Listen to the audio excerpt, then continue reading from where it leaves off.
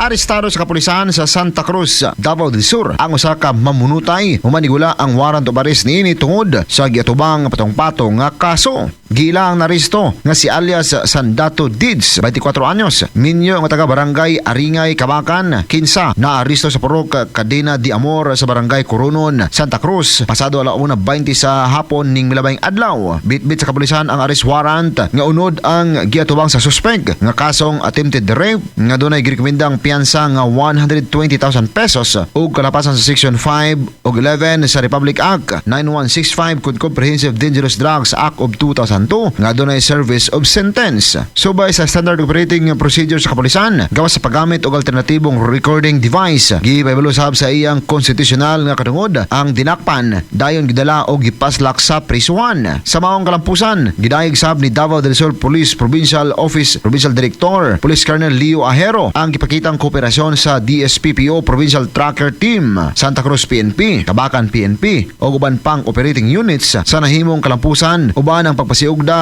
nga nagpakita lamang kini sa ligon og dili matarog nga pasalig sa kapulisan sa pagpatuman sa balaod ilabi na sa pagdala sa mga wanted individuals ngadto sa hustisya og pagsiguro sa kaluwasan sa komunidad. Katropa, kaping healthy dunay glutathione and collagen na imong gipangita mag Santon Gold Coffee Mix na. Alang sa nagkayusang Pilipino para sa Pilipinas, katropang gabalas. XFM News.